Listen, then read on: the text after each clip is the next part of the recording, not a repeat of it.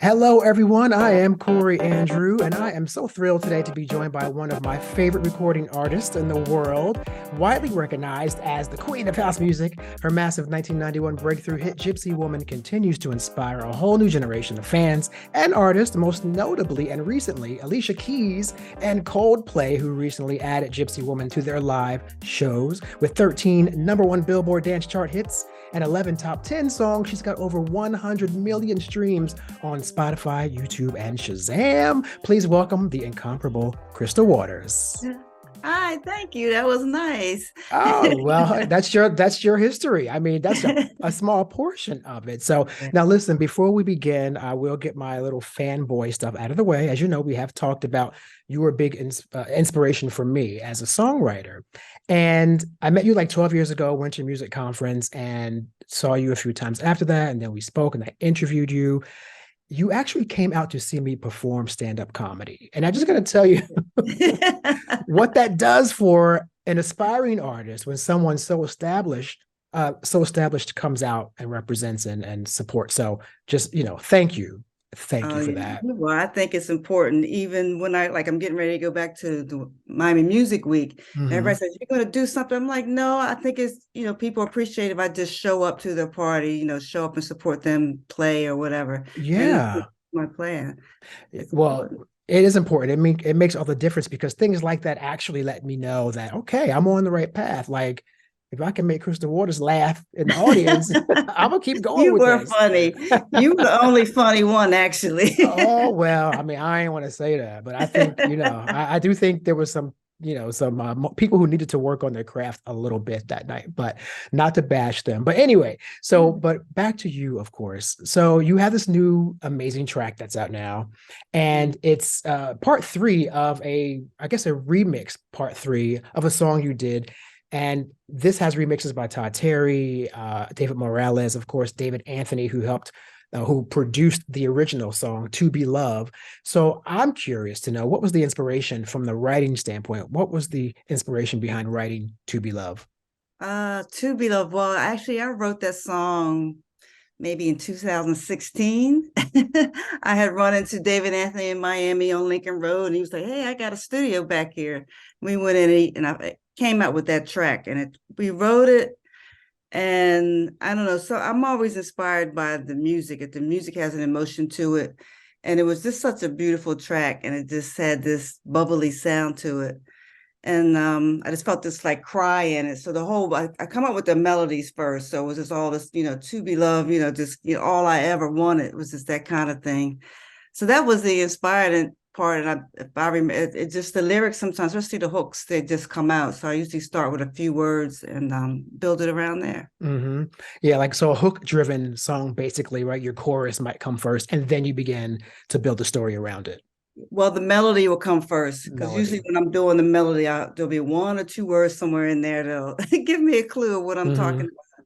And most of the time, the hook will come.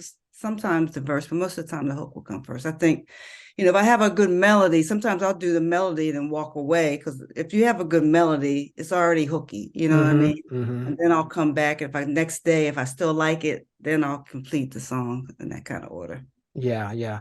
I think so many people try to sit down, and there's this myth that if it's not written in the first 20 minutes, it's not a hit. I mean, I used to hear that all the time, and I don't subscribe to that. Everything in life needs sometimes more thought. Sometimes it happens, but I've gone to the writers' camps, and these guys are in there doing, a song every 20 minutes. And I'm like, nah, I don't write like that. I need it to come through me and be inspired.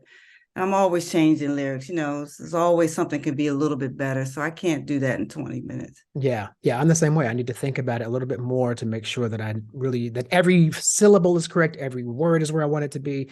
It's really, really important. So I know you've mentioned in past interviews too, that when you were kind of starting out in the industry, I guess you were in college, I guess still, right? You were in Howard University when you really began doing demos and going out and doing your thing.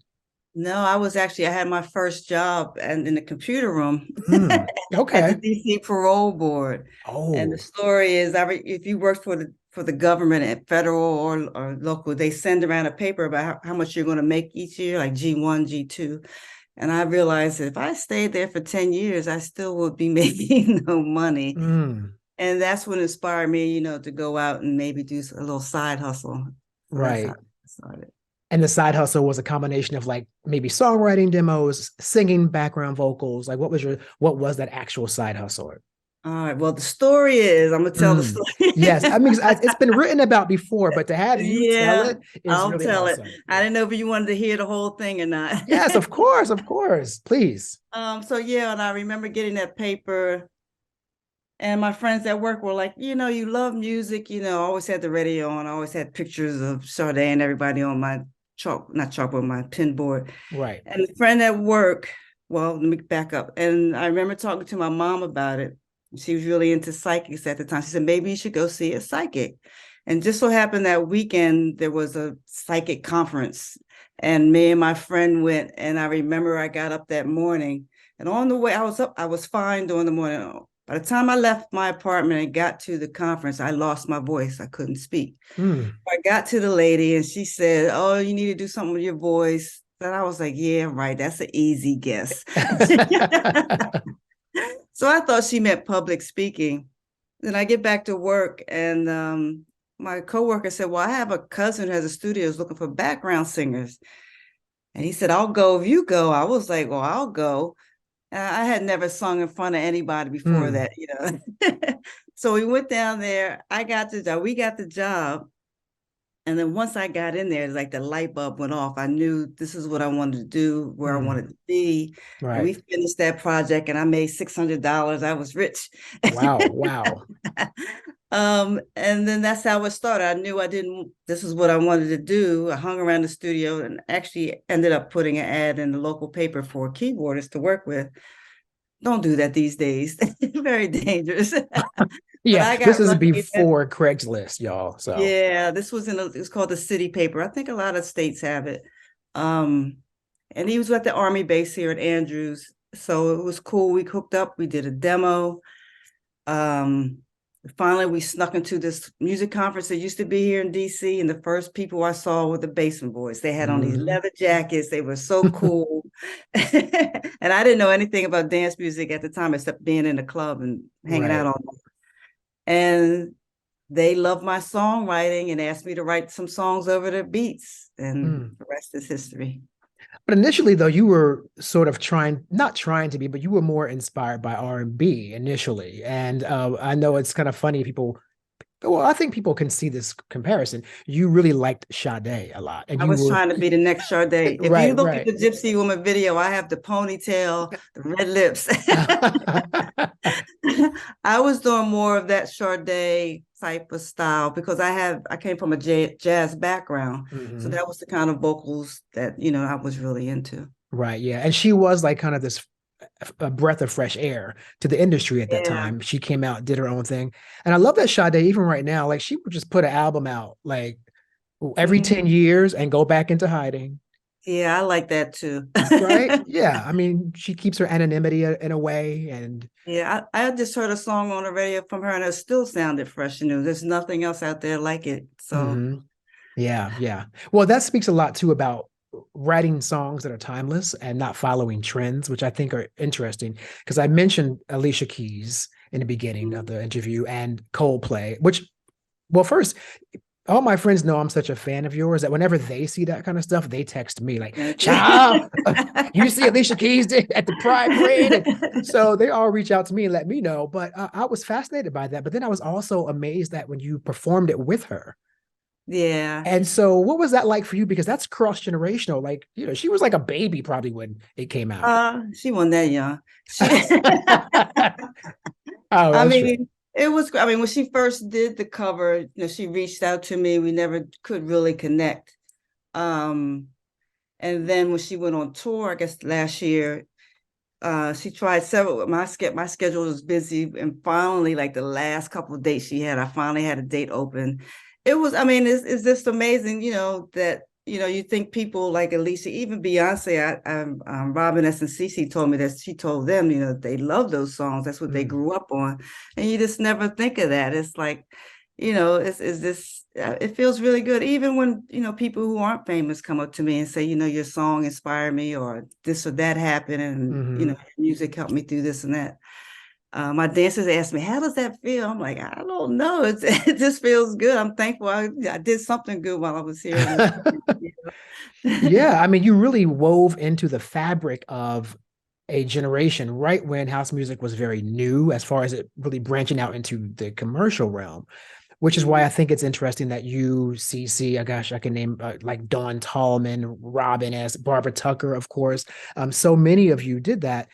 And then it seemed like all of a sudden that component, that organic house music representation that you ladies were the pioneers for, it seemed like it disappeared from the Oh, mainstream. hip hop came in. Hip hop Okay. came in, and the labels dropped us all.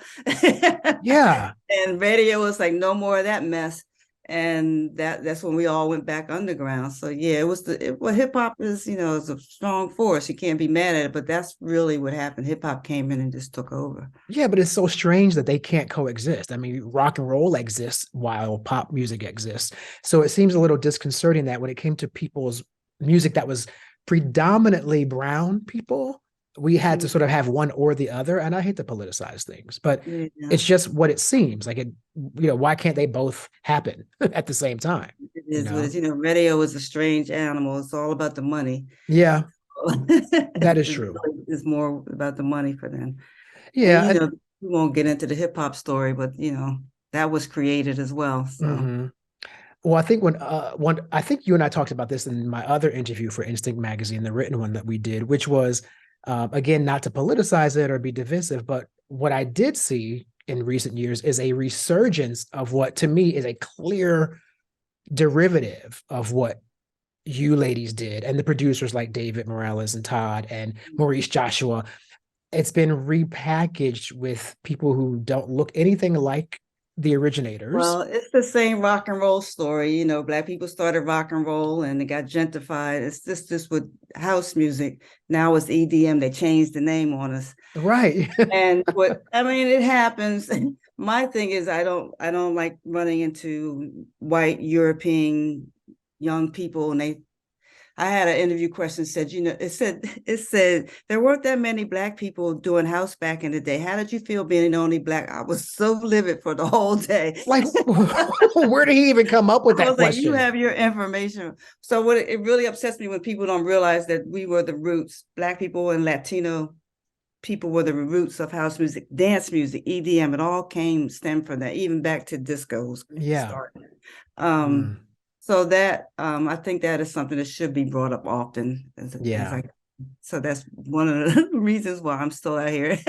Yeah, well, up there. No, definitely. I mean, you have had a long career, and it's to me, it's continuous. Like, there's this idea every time you do a new song, people want to say Crystal Waters is back. I'm like, back from where? Like, she literally has been putting out music like every day for really great stuff. You have your own label. Yeah. And so, I think that representation is really, really important. I know they mean it's from the mainstream, but, just because I tell people, when's the last time you've been in a club? It's because you're not there doesn't mean I'm not there. Right. My voice is still there. I'm still out there. So this is you that left the club scene. It's not me. Yeah, you're right. Because there's a whole club chart system in place that drives sales as well. And they report to all the trade papers as well, the club play. So, it doesn't really And you only need success in one or two countries. You don't really need all of America anymore to have success. So, people, see me as not being on the scene, almost like a fairy. And I'm like, you don't need that anymore of not being in the mainstream. There's a whole house music has started as underground, and it's a wonderful culture, and it thrives. And I think a lot of people in the culture like not being mainstream. I mean, even, David Guetta crossed over. He had a hard time getting back into the underground scene because he was so commercial, didn't use any house artists. So now he actually releases house music under an anonymous, well, what would you call it? Oh, a pseudonym, an alias. Under another name. Yeah. I guess to get kind of back into the cool crowd, you know what I mean? Which is funny because that's the reciprocal of what was going on with people who he did collaborations with. When you see Snoop Dogg and David Guetta, you're like, wait, what? What is that? And Nicki Minaj, and they all had these big hits.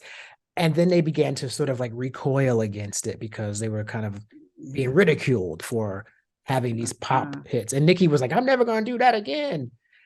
I'm like, I'm going to go where the money and the people want me. Right? I mean, it's a Yeah. weird, I don't know. Well, they But all jumped on the dance board for a couple. Even Usher did one for a minute. So yeah, it was interesting. And then which is interesting because you have which we'll get into later, but I know you have your Sirius show, radio show, I Am House, and it's really specific to announcing the vocalists when mhm. a song comes on, which really is tied into this whole David Guetta conversation, because people don't realize in this industry, the house music industry, the singers are treated almost like a secondary Yeah, you sometimes you thought. don't know the name. Yeah, they're not even getting publishing. You know, Hmm. it's all Yeah. about the DJ these days. And people send me Gypsy Woman remixes and put the DJ name featuring Crystal Waters, and I'm like, you out of your mind. Right. And Yeah. they really don't have any respect for the songwriter or the singer. No. It's Yeah. it's a crazy thing.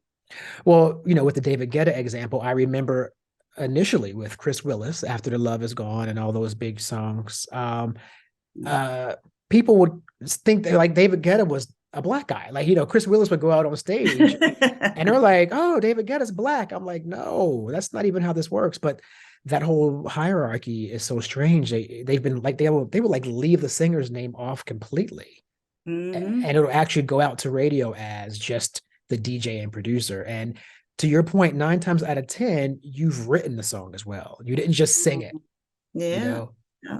Yeah. Yeah.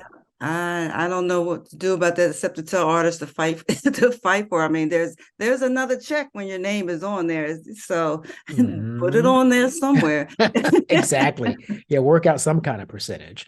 Mm. Um, Now, with that said, writing again, the journey of Crystal Waters, I think is fascinating because it's all these like right moments at the right time, and you hear about that, but you had all these amazing connecting dots, and then these kind of twists and turns. One of my favorite twists and turns is obviously the story of how the demo for Gypsy Woman was actually for Alternate originally, right? Mm. So it's going to be a song for her, and apparently you clearly slayed the demo yourself. Well, uh, and it ended up being yours.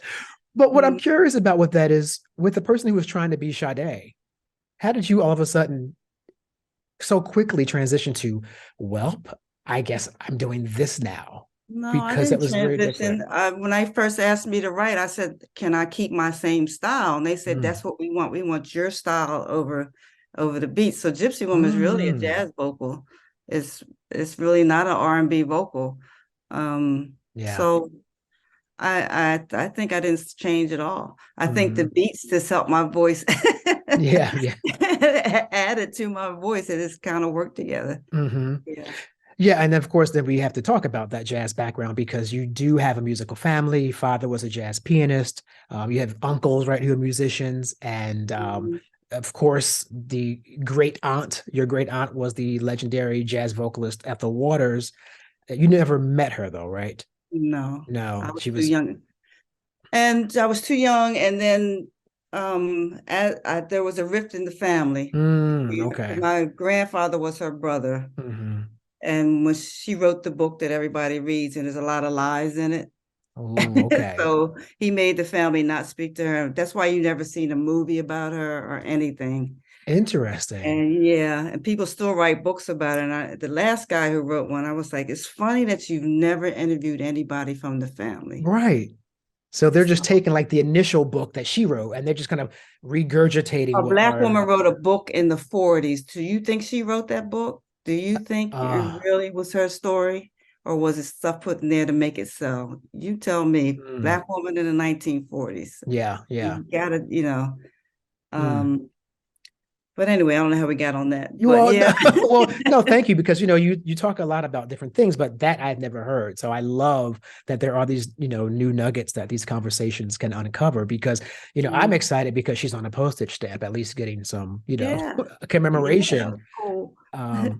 But yes, but the point was, you have that jazz legacy. Mm. So I do wonder, of course, like you just kind of tapped into it, how much of that does shape how you approach songwriting in general, especially in the house music genre. You just go and do what you do. You don't really think about the genre. No, I don't think about it. I think because I grew up, around all that.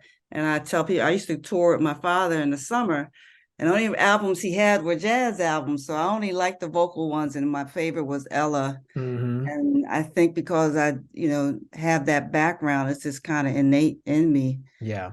Um, I couldn't go try to sing an R&B song or a Mm-hmm. gospel song. Right, right. It is what I am, right? This is it. Mm-hmm. And I think that speaks volumes to not just recording artists, but there's something about showing up as your most authentic self in every aspect Mm-hmm. that will deliver the best results. I do this leadership podcast and I speak to a lot of successful people from Stedman Graham to Greg Louganis, the Olympic diver, and everyone in between. And there's always this one point where they were like, the reason why I got where I got to is I accepted that this is what I'm working with. These are my tools, That's good. Yeah. right? And I'm not Yeah. going to go out there and try and be anyone else. Yeah, I mean, I agree with you. Told it took me a while to figure that out, but even so, like when I started, people wanted me to be, like Grace Jones or how Gaga is with the big hats. I'm like, Mm-hmm. no, it's not me. You Right. got to be me. Not everybody can be Beyonce. Not everybody, can be Gaga. So Mm-hmm. you gotta accept what you have and do the best. Yeah, and it made perfect sense because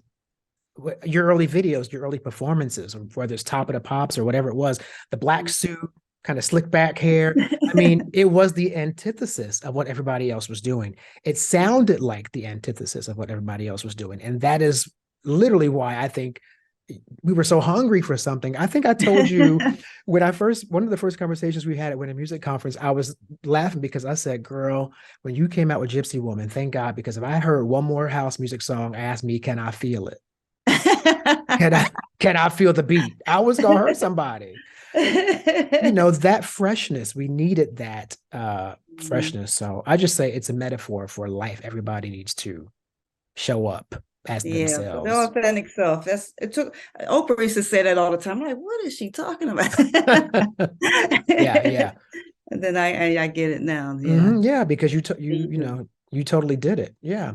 Mhm. So this is another one of those great stories. It's a myth, but I mean, not a myth, it's a legend, but it's true.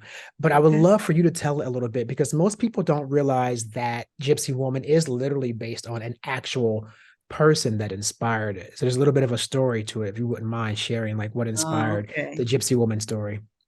Okay. Well, when I was writing Gypsy Woman, I had the track, and all I had was la da dee, la da da, la da dee. And I could not fit any words. There was no words that short of syllable. Mm-hmm. I couldn't fit any words. I said, all right, somebody's singing this song.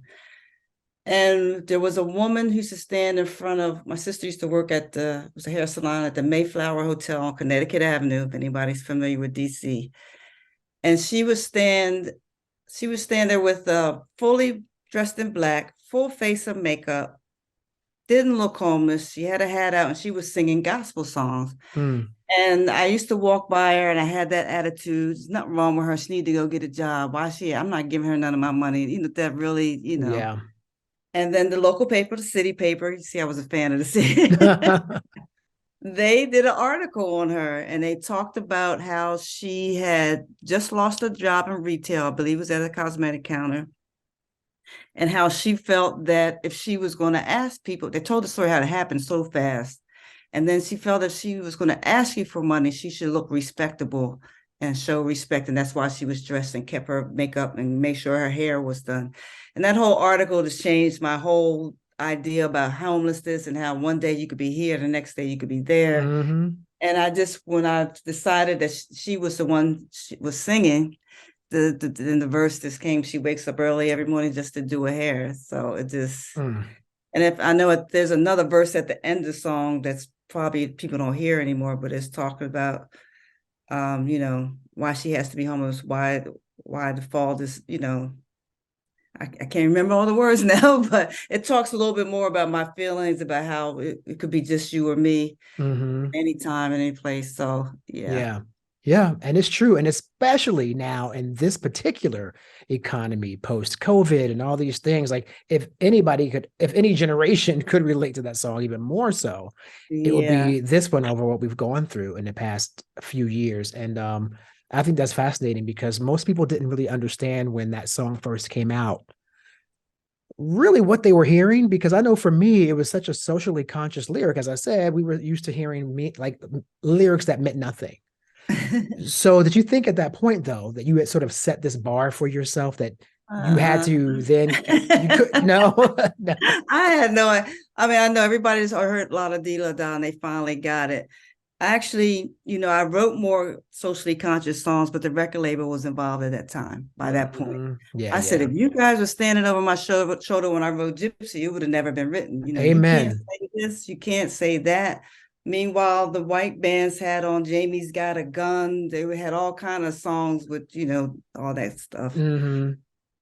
And I Mm. think it got, it kind of got beat out of me because the record labels, they wouldn't, every song I handed in, they had something to say. They kind of nixed it. You Yeah. can't say that. Nobody wants to hear that, you know. So Ridiculous. Yeah. Yeah, but that's a great point I though. try to sneak, I try to sneak it in there, double Well, entendres. yeah, you did a lot. I mean, I caught that a lot too. I mean, the first album too, was it really called Surprise because it was such an unexpected success, all of it? Well, there was a song on there called Surprise, but and Mhm. everybody said we should call it Surprise because that album was done when I wasn't even in. I had all these demos the Basin Boys had, and then when it became a success, I was off on the road. I was in Europe, and they had to put the album together from my demos. That's So amazing.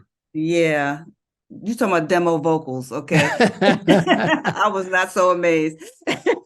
Well, but I So, think but I do think you probably, I mean, knowing you as I think we do now, I think probably what you think was but maybe not your strongest was probably mhm. amazing. You know what I mean? Like I think that you probably, I feel like you give your all when you're Yeah. doing your demos. And that's how Gypsy Woman even probably got where it got to Well, because that one I sang a lot, but yeah, yeah. so yeah, it was a surprise. They had to put it together. They had to rework it because they used some of my Sade songs Hmm. and had to rework the music, do a remix to make it fit in Yeah, the yeah. album.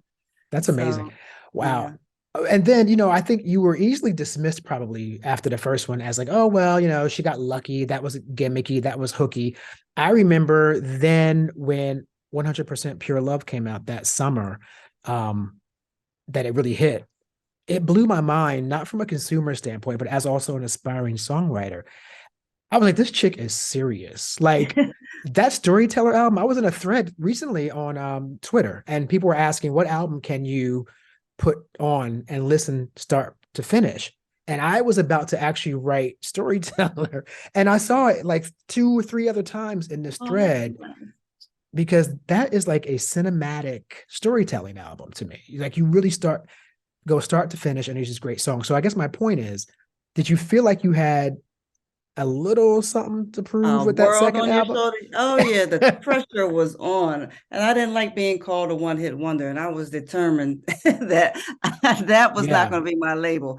Yeah, because It that was a sticks with lot of you. pressure. It was a lot of pressure. And I actually had to step up. I made sure there was a vocal producer. I made sure we had, the right engineer, brought in a professional engineer. We just kind of locked down and I sat and wrote. I had to fight for 100%, because some people didn't hear it in the studio. And yeah, I really wanted to, make sure that was a great album. And we had to fight for the title Storyteller Mm. because some rock band has an album called Story. I can't remember the whole story. She can't have that name too. And actually, my vocal coach, one of his good friends, is his name? What's his Bruce Springsteen's guitarist with the bandana. Oh, Van Zant, He was Stevie. Stevie. He was a good friend of my vocal, and he would always come by. I always run into him, and I told him this. He loved the album. He heard it before it was released, and he said, "What do you mean they won't let you call a story?" He actually went up to Mercury, marched into Bruce Carbone's office, and Oh, demanded that he named this album Storyteller. Oh So man. that was a precious moment. He really helped me out with that. And of course, that's how you got Storyteller as the title. Okay, and why that's so amazing to me is because on the other leadership podcast I was mentioning, Motivational Mondays that I do, he is on my list of people that we're going to approach to interview because I read his book recently, and it's this amazing book that involves, him growing up in New Jersey with his rock and roll dreams. You're a Jersey girl originally, and I'm a Jersey boy. So I just feel like, I get those stories, but it's so amazing that because that's not his quote genre at all, you would Yeah, think. he's so nice. He was so nice. So if hopefully he remembers that story when you tell him I said thank you again. I'm going to refresh his memory if you don't. So he'll know what I've done. But I think that's fascinating. But it's an amazing album. And I figured that, it was this pressure, to sort of not be labeled as that. I sort of had this idea that, you were not wanting to be given to the critics. And there were some who, I saw something where you talked about how people even initially said, when are you going to make real music? Or they didn't even think it was an actual genre. They thought it was Yeah, a it was going to be a fad. fad. That was going to pass. I mean, I think everybody got beat up a little bit in the community. Because it was so new, it was so new. They didn't know what it was. So. Yeah. And I think that when you think about people who are telling you that it's a fad, like, I mean, here you are building your art, you're making your art, and people are saying it's a fad, it's never going to last. And then you said even a few family members were like, when are you going to make some real Yeah, music? they wanted me to do jazz. I was like, Right. maybe a little later. Right. And then the Living Color thing, which, we don't have to get into, but it was probably not a pleasant thing to go through at the time. But with all that said, what I think is so crazy is you kept going, and that would have rattled a lot of people's confidence at such an early stage. So what drove you to keep going that whole I think it time? rattled me, but I just had to prove them wrong. I wasn't, Yeah. sometimes you just know this is what I was supposed to do, and I really loved it, and I really felt I was good at it, and I don't know, I just felt like I had more to give. I mean, there was a couple years where I just took off. I had two daughters that I finished raising. Mm-hmm. I can't remember the years now, but people still ask me, do you still write? I'm like, what do you want me to do? Go sell real estate at this point? Right, I'm a right, songwriter. I'm a right. singer, songwriter. That's, there's still this stigma of being an artist is not a real job, or it only lasts for, 2 years or 3 years or Mm-hmm. something. Um, so I'm hoping I'm just breaking some of the rules at this point. Yeah. Well, it's very true. Like Madonna, right? I think part of the issue is society doesn't know what to do when women refuse to just go bake cookies or Yeah, something. like I said, what do you want her to do? This Right. is Madonna. Yeah. You I know? mean, she was upfront from day one about who she is. So why would she be like now going to like knit sweaters all of a sudden? Yeah, it's No. crazy. I hope she Well, keeps spitting in their faces.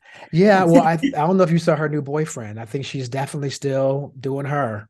I saw Cher's new boyfriend. He's I like, was I mean, I yeah, was she like, they're both. really, and he's got his own money too. Everyone's like, oh, she better have a Yeah. prenup. I'm like, no, he's not. Like, she didn't go pick him up like on a corner. Like, he's already, because the narrative is easier if like she's a sugar mama, right? Yeah, the women did men can do it all the time. Women can't. It's just Yeah, yeah. So it's I think a ridiculous. lot of stereotypes are being broken, Hmm. and that I hope they stay strong because they're getting beat up. But Cher, I know is going to be strong, and I know Madonna's going to be all right. Yeah, those two are definitely going to never succumb to people's BS. So, um, Mm. and that brings me up. I just brought up two icons, Madonna and Cher, a huge LGBTQ following. um, you are very beloved to the LGBT community in Europe and here domestically.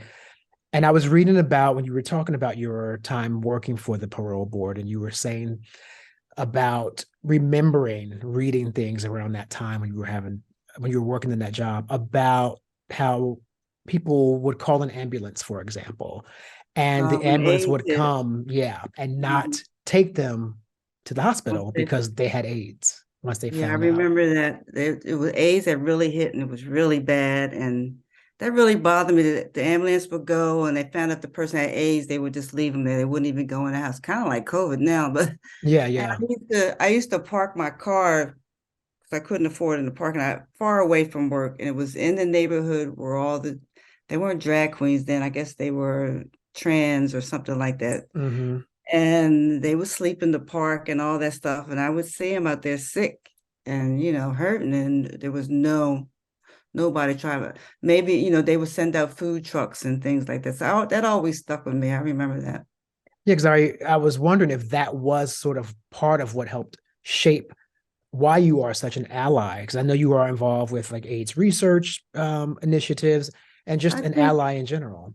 I think because when I first got to New York, it was the dancers, the drag queens, the houses that took me in. I was very shy. I had no clue, about being on stage or anything like that. And they really took me in. And I always say drag queen taught me how to do my makeup. All these big personalities, they didn't judge me. They all loved me, even though I wasn't like had the biggest personality or, outgoing.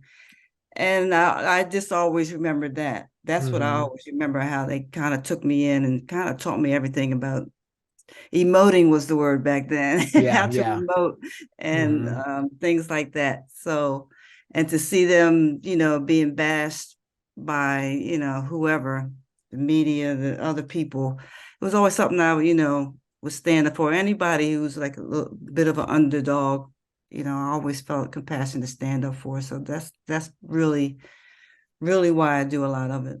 Yeah, well, we definitely appreciate it. I mean, because we need all the allies we can get, especially right now, as you're mentioning, where it's just like, it feels like it's almost someone's trying to go pre-Stonewall before gays had their liberation. They're trying to like push us back into obscurity and submission. And it's a really strange, unsettling thing, in addition to now the stuff going on in Florida with trying to like suppress African American studies. Is, I keep my passport really ready because I don't know what's going on here. I might need to make a quick exit. I had to turned it off. It's like, okay. Yeah, that's true. I mean, it can be, you can get inundated with it. Mm. So, well, listen, as we're moving to the last few minutes of our interview and our time together here, I do want to know, because I mentioned you did that performance with Alicia Keys. Do you have any sort of like wish list today? Like, I would love to collaborate with XYZ. I mean, other than me, I'm saying, other than you, other than me, who else? Someone asked me that the other day. I don't do too many collaborations, do I?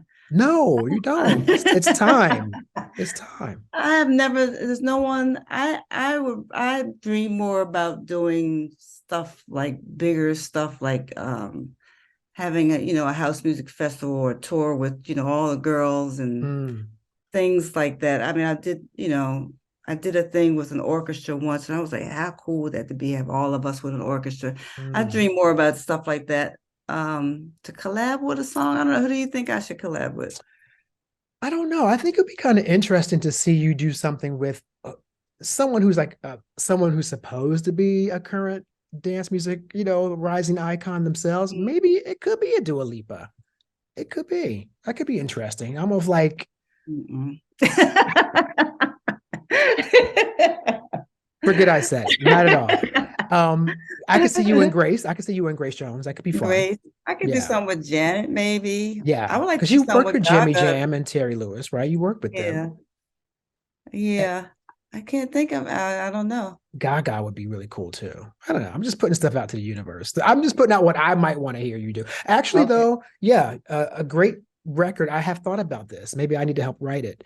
One of those like, remember when Gladys Knight did that song with like all the girls? What was it like? What friends are for? But not even that one. It was like was it from the soundtrack for, was it Brandy and You Are My Sister or something? Yeah. But anyway, my point is, a song with you, Robin, Cece, and like Dawn Tallman. Yeah. The four of you. taking Yeah. like, that's all I'm saying. That's a lot of diviness. I know that's gonna be a lot of hairspray. That's a lot of lashes with that. Wow.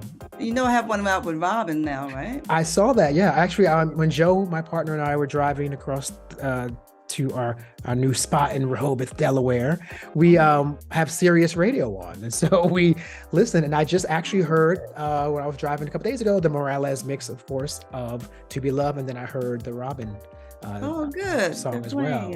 Yeah, good. So you're definitely getting airplay. Okay. Well, awesome, Miss Crystal. Thank you so much for your time. You, Corey. It's been. Maybe I'll see you in person again.